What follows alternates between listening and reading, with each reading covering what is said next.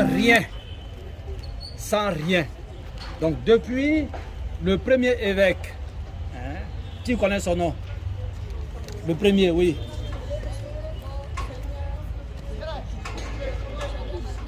Monseigneur Joseph Akichi, c'est le premier évêque du diocèse de Grand Bassam. Il a donc inspiré, décidé avec tout son diocèse de construire une cathédrale digne de la foi des fils et filles du diocèse de Grand Bassam. Et cette idée a été donc approuvée en 1995. C'était quoi? Le centenaire. C'était ça, non? Vous n'étiez pas encore né. Vous n'étiez pas encore né, non? Voilà. Donc, il y a eu le centenaire. Et au cours de ce centenaire-là, il y a eu la pose de la première pierre de ce que vous voyez maintenant. Donc, si on veut voir, ça fait, si on calcule rapidement, hein, 1995, 2002, on est à peu près à... Hein, à peu près c'est quoi? Moi, je ne suis pas fort en calcul. Hein? 27 ans. Donc, ça fait 27 ans que la pierre a été posée. Hein, la pierre a été posée. Cette pierre qui a été posée a été bénie par le pape Jean-Paul II. Et la pierre a été posée par le cardinal Poupard. Voilà, par le cardinal Poupard. Donc depuis lors, on a sensibilisé les chrétiens du diocèse de Grand Bassam. On a demandé que les chrétiens du diocèse de Grand Bassam portent le désir de la cathédrale dans leur cœur, dans leur esprit. C'était vraiment le temps de la prière, porté et annoncé par Monseigneur Paul Dakouri Tablé, le deuxième évêque du diocèse de Grand Bassam. Monseigneur Paul Dakouri Tablé. Il a aujourd'hui 87 ans. Il a aujourd'hui 87 ans. Il a à Aboulbakro 87 ans. Ça, c'est 87 ans de vie. Mais il est prêt, ça fait 60 ans. Moi, il n'était pas encore né. Peut-être c'est lui qui a écrit, c'est lui qui était déjà. Voilà. Moi, il n'était pas encore né. Donc, il a vraiment encouragé. On a eu à sensibiliser. On a fait quelques opérations, beaucoup d'opérations pour que nous puissions commencer la cathédrale. À cette étape, on a eu un peu d'argent, on a fait la clôture, la grande clôture. Quand Monseigneur Awa Raymond Awa, voilà, évêque du diocèse de Grand Bassam, qui est là aujourd'hui, quand il est venu, il a dit, c'est bien, on a prié, c'est bien, on continue de prier, mais il faut qu'on commence à construire la cathédrale. Il faut qu'on commence à construire la cathédrale. Et donc, on a commencé à construire la cathédrale. On a fait la fondation de la cathédrale. Après cette fondation, il y a eu quelques difficultés. On a arrêté un peu. Parce que quand on dit difficulté, c'est parce qu'il n'y a pas assez d'argent. Voilà. Voilà, il n'y avait plus assez d'argent. Donc on dit, bon, on va respirer un peu. Et on a respiré un peu, on a continué à prier. En 2017, Monseigneur a dit, il faut qu'on reprenne. Donc à partir de 2017, on a lancé beaucoup d'opérations et on a sorti la cathédrale. Voilà à ce niveau où nous sommes. Ce monsieur que voici, il est le technicien maison. Quand on parle de technicien, moi je ne suis pas technicien, je suis spirituel. Voilà, je prêche la parole de Dieu, j'encourage les gens à donner un peu d'argent, et je parle de Dieu, etc., etc. Lui, il est technicien. Quand le bâtiment sort, quand le fer est tordu, quand c'est mal fait, il fait un peu des remarques à la société qui construit, etc., etc. Ce sont les techniciens, qu'on appelle les techniciens en bâtiment. Je sais qu'il y a les ingénieurs qui sont là. Hein? Je sais qu'il y a le futur ingénieur qui sont là. Futur ingénieur en bâtiment, les architectes, tout ça. Voilà. Voilà, donc il s'appelle Monsieur Nguessan Luc. Monsieur Nguessan Luc. Voilà. Il fait partie de la commission technique de la cathédrale. Le responsable de la commission technique de la cathédrale, c'est le ministre Ezan Akele Joseph. Vous ne l'avez pas connu, vous avez certainement entendu, mais il est encore vivant. C'est le ministre Ezan Akele Joseph. C'est le responsable de la commission technique. Je vais laisser donc Monsieur Nguessan Luc. Il va vous dire ce qui est fait déjà. J'ai fait le balayage, j'ai fait l'introduction. Il va vous dire ce que vous voyez là. Les murs que vous voyez, comment c'est fait, etc. Hein? C'est bien de savoir, parce que c'est pour vous. Nous là, nous sommes en train de passer. Hein? Nous sommes en train de passer. Donc c'est pour vous. Demain, on va vous affecter comme des grands fonctionnaires, comme des prêtres, parce qu'il y a les futurs prêtres ici, non? Elle est future prêtre, non? Elle est future religieuse. Quand c'est ça, on ne crie pas Amen. Il y a les futurs prêtres, non? Alors, bon, mon oncle. Ok. Merci l'abbé. Merci mon père. Nos jeunes enfants, soyez les bienvenus. L'abbé a vraiment déjà tout dit, hein? Mais on va peut-être ajouter un peu. Vous avez compris? Vous êtes aujourd'hui devant la cathédrale. Qui est déjà passé ici avant? D'accord. Mais c'est bien. Vous savez déjà ce qu'on fait ici. Effectivement, c'est la cathédrale. On va voir un peu comment c'est fait. Qui sait comment construire une maison? Qu'est-ce qu'on prend? Ciment, béton, gravier, fer. C'est ça, non? Voilà. La cathédrale, c'est la cathédrale Saint-Esprit que nous construisons ici. Cathédrale Saint-Esprit du diocèse de Grand Bassam. Donc cette cathédrale que nous construisons ici, au lieu de que ce soit fait en briques, ici on a utilisé autre chose. On a utilisé ce qu'on appelle le béton. Tout ce qu'on voit ici, c'est le béton. Le béton, c'est quoi? C'est gravier, ciment, sable et puis fer dedans. Vous voyez? C'est ça seulement on a pris pour faire ça. Parce que vous voyez comment c'est grand. On ne pouvait pas prendre des briques, sinon ça n'allait pas être solide. Vous voyez, non, ça peut, hein, quand ça remue, ça peut tomber. Mais ici, on a décidé d'utiliser rien que du béton. Donc, vous voyez, de l'entrée jusqu'à derrière, les poteaux que vous allez voir tout à l'heure, on va rentrer, tout est en béton. Donc, c'est un bâtiment qui est construit sur un espace, c'est-à-dire la surface là, où on a construit le bâtiment là. C'est près de 6000 mètres carrés.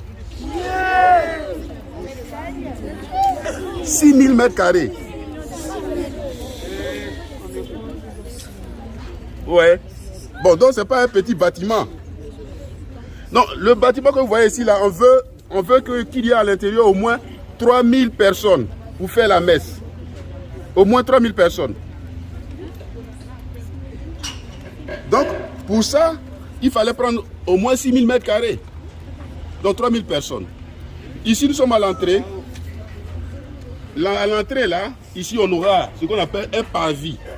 Le parvis, là, c'est un grand espace qui est à l'entrée de l'église. Vous voyez, non? Comme une terrasse. Donc, c'est sur ça, on va monter d'abord avant d'entrer à l'église. Une fois à l'église, on a encore d'autres dispositions qu'on aura. Tout à l'heure, on va rentrer, vous allez voir. Donc, les murs dont j'ai parlé tout à l'heure, là, c'est en béton. Et donc, il y a des murs d'épaisseur 80 cm. 80 cm d'épaisseur. Et il y en a d'autres moins que ça, jusqu'à 60 cm d'épaisseur. Hein, même 40 cm d'épaisseur. Vous voyez? Les poteaux que vous voyez, quand on va rentrer, vous allez mieux les voir. La hauteur d'un poteau central ici, c'est près de 26 mètres de hauteur. 26 mètres de hauteur. Ça, c'est au milieu, là. Maintenant, sur les côtés, on a autour de, on peut dire 7 mètres de hauteur. À côté, là, 7 mètres de hauteur. Vous voyez tout ce que vous, hein, les ouvertures que vous voyez là. Il y a des portes, mais il y a aussi des fenêtres pour que l'air puisse bien entrer. Donc tout ça c'est prévu pour que la cathédrale soit bien aérée, pour ne pas qu'on ait, on est chaud à l'intérieur.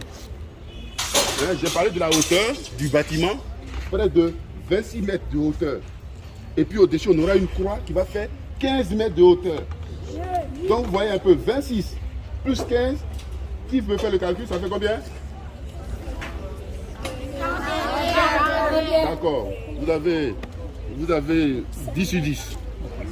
Donc voilà un peu, on veut faire quelque chose de grand, parce que Grand Bassam est grand. Les missionnaires sont passés par ici. Donc il fallait qu'on fasse quelque chose d'intéressant pour que on relève le nom de ces missionnaires-là. Voilà un peu comment le bâtiment sera. Oui. Oui.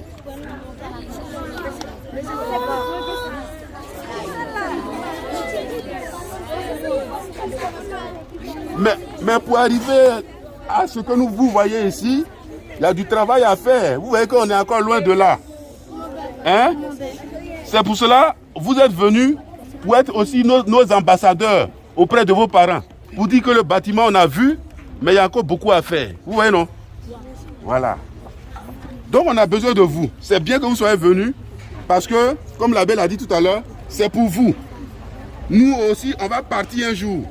Et vous allez prendre la relève de l'entretien. Quand ce sera fini, là, vous devez entretenir. Donc, il est bien que vous voyez ce qui est fait maintenant. D'accord? Donc, on vous dit merci à vos encadreurs, aux prêtres. Tout à l'heure, on va rentrer. Vous allez voir ce qui se passe à l'intérieur. On va prendre quelques questions. D'accord? Qui veut poser des questions? Une question. Tu viens là, devant. Tu viens. Qui veut poser une question? Viens là. Qui d'autre? On va prendre ça. Ephraim. Habite de l'or Ephraim, 6e 3. Je voudrais demander, il y a combien d'ingénieurs sur la cathédrale? Il y a combien d'ingénieurs sur la cathédrale? Oui, c'est bon. Prends ta place. Maintenant, Bonnie a posé un code combien. Il demande combien de temps peut prendre à finir ce travail. Combien de temps? Il peut prendre à finir ce travail. Ok. Pour finir la cathédrale, toute la cathédrale, il faudra combien de temps? Le nombre d'années? D'accord. Vas-y. Je me nomme Conan Elio Jean Moïse, je suis en classe de 6e 3. Je vais demander combien de maçons avez-vous besoin pour faire ce travail? Le nombre de maçons pour faire ce travail. D'accord. Je me nomme Akaï Jean-Marie Vianney. Je voulais demander, Viens. la cathédrale coûte combien? Le coût de la cathédrale. Merci. Je me nomme Gaumont Georges-Marie Clément. Je demande comment vous faites pour poser ces plateformes en fer. Comment on fait pour poser les plateformes en fer? D'accord. Je me nomme Karine Laïla. Comment vous faites pour transporter le béton dans les plateformes? Okay. Comment on fait pour transporter le béton dans... Voilà, voilà, bonne arrivée. Comment on fait pour transporter le béton jusqu'en haut? Voilà. Dans les poteaux, dans les trucs, ce qui est coffré là, voilà, c'est la question de l'enfant. Tout à l'heure. Comment on fait pour... Voilà. Tu vas répondre tout à l'heure. Je me nomme Efirit Emmanuela. Je voudrais demander quelle est la superficie totale de la cathédrale. Quelle est La superficie totale de la cathédrale. Ça a été déjà dit. la cathédrale? Ok, super, c'est bon. Merci. Ok, merci. Alors, soyez attentifs. On va vous donner les différentes réponses. Je commence par Les la dernière. questions posées par vos amis. Et puis, Batim derrière. Oui, Batim est là. On va travailler. On suit. Ah oui, en collaboration avec Batim. Merci les enfants.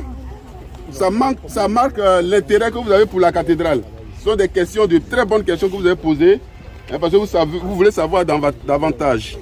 La superficie totale de la cathédrale, comme je l'ai dit tout à l'heure, c'est autour de 6000 mètres carrés. Autour de 6000 mètres carrés. Ce bâtiment-là va occuper autour de 6000 mètres carrés. Mais l'espace de la cathédrale, vous voyez partout la clôture, partout où passe la clôture, ça fait 6,3 hectares. Vous voyez, la superficie de l'espace de la cathédrale, ça fait 6,3 hectares. Hein, vous allez convertir tout ça après. D'accord? Ça, c'est pour la dernière question. Suivez. La première question, vous avez demandé combien d'ingénieurs. Ici, on a autant d'ingénieurs que d'intervenants. Je vais vous citer les intervenants. Hein, donc, dans chaque société qui intervient, il y a des ingénieurs. Mais le nombre, chaque société connaît le nombre d'ingénieurs qu'elle utilise. Mais nous savons que dans chaque société qui intervient ici, il y a un ingénieur. En premier, il y a Batim.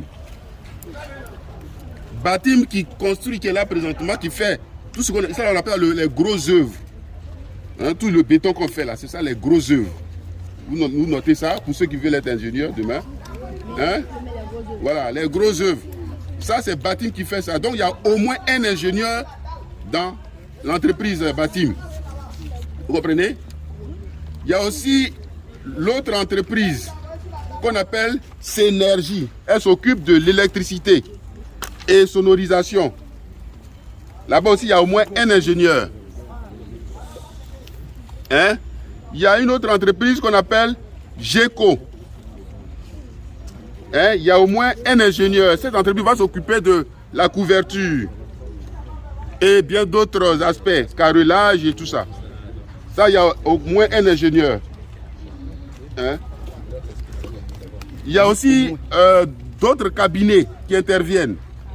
Les cabinets d'études, ETECO, hein? Qui est un cabinet d'études. Voilà. Qui est là-bas aussi, il y a au moins un ingénieur. ETECO. Voilà, oui. Voilà, chichi. Il y a aussi un autre cabinet qu'on appelle APAV. C'est un cabinet de contrôle. Là-bas aussi, il y a au moins un ingénieur. Vous voyez, j'ai cité combien d'entreprises déjà? Combien de groupes? 5. Voilà. Et puis, il y a le cabinet d'architecture. Hein, l'architecte, celui qui a conçu tout ce plan, qui nous a donné, c'est-à-dire celui qui a fait naître ce que vous voyez là. Ça, c'est un cabinet, le cabinet d'architecte. Là-bas aussi, c'est un architecte, mais qui est comme un ingénieur en quelque sorte. Hein, l'équivalent d'un ingénieur. Vous voyez? Donc, vous voyez, c'est comme un 6. Un cabinet d'architecte. Donc, ça fait 6 entreprises qui interviennent. Maintenant, je pense que, si je ne me trompe, m'abuse, c'est ça? Ok. Vous voyez, donc au moins 6 ingénieurs. Mais c'est plus que ça, parce que dans chaque entité, il y a 1, 2, 3 ingénieurs. Ok? C'est bon? D'accord. Combien de temps prend ce bâtiment jusqu'à la finition? On vous a dit tout de suite qu'on a commencé. La question c'est, il vous faut combien de temps pour finir? Ouais, pour finir. Les enfants, le temps là, il dépend de nous, mais il dépend aussi de vous. C'est pour ça que vous êtes venus. On vous a appelé, vous avez bien voulu venir ici pour nous aider à déterminer le temps que ça va prendre pour finir.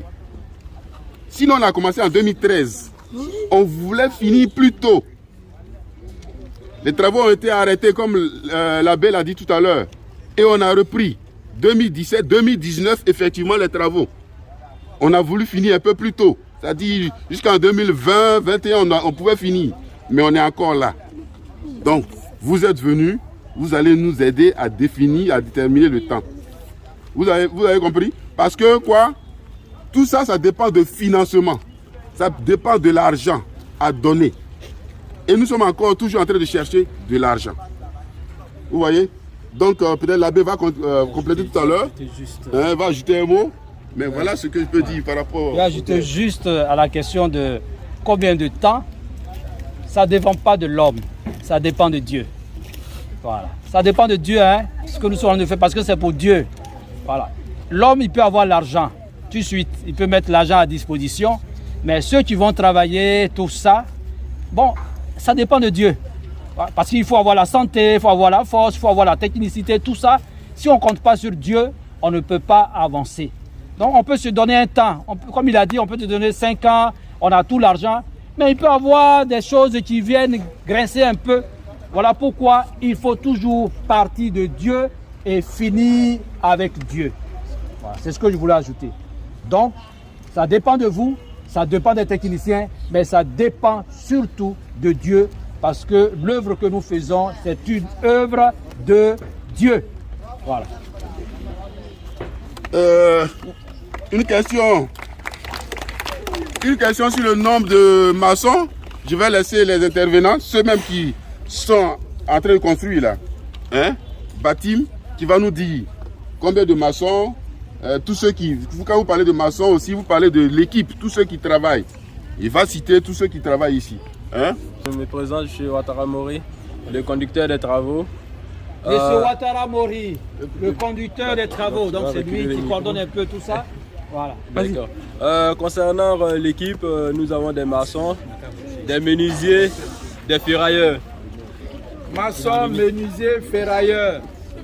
Donc quand on dit menuisier, déjà c'est ceux qui font le coffrage. Le coffrage, avant qu'ils interviennent, il faut d'abord les ferrailleurs.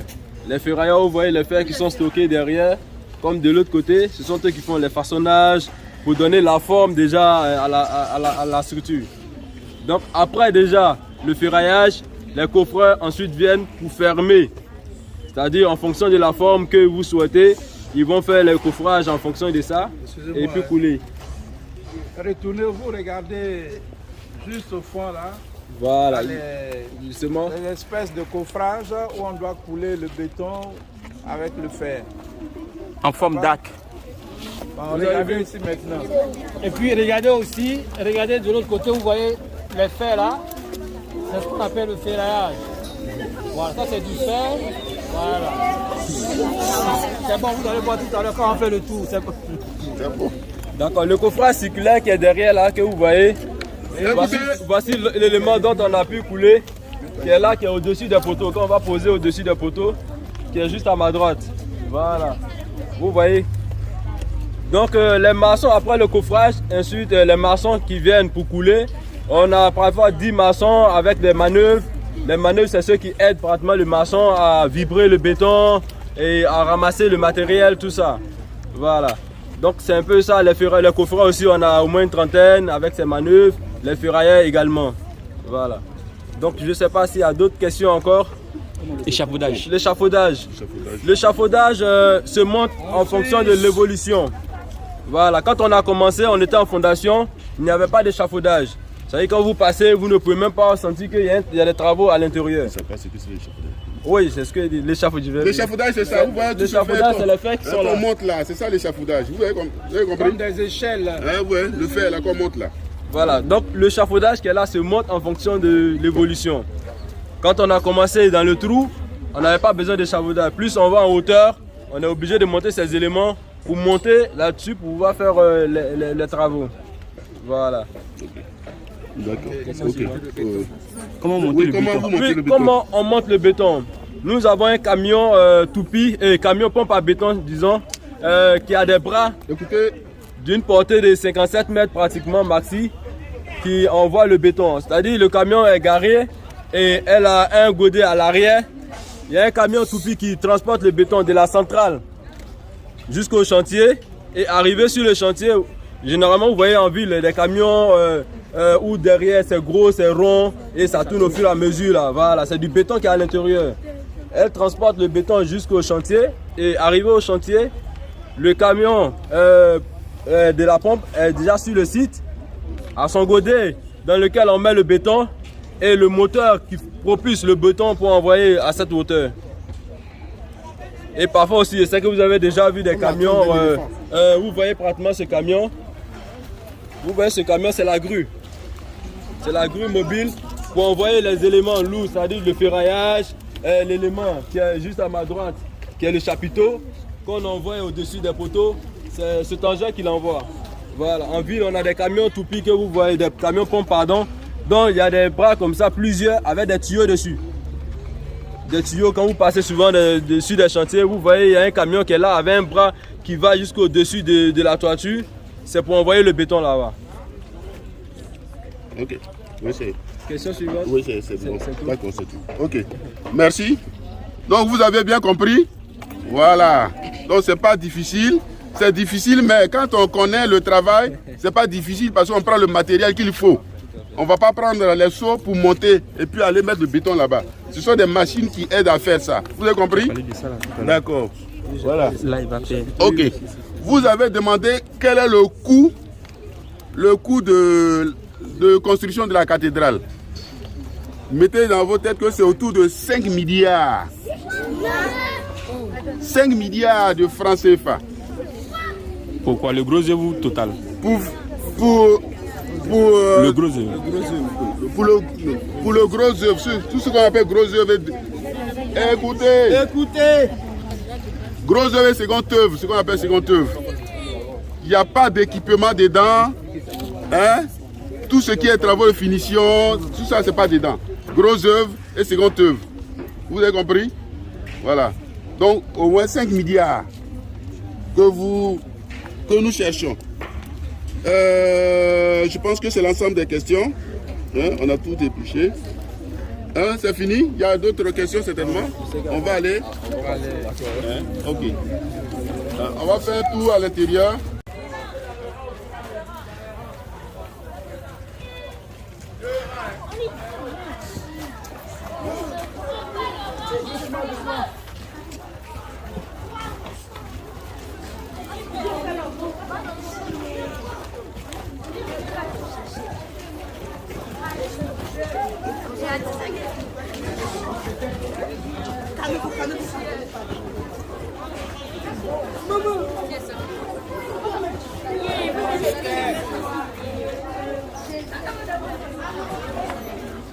Bonjour.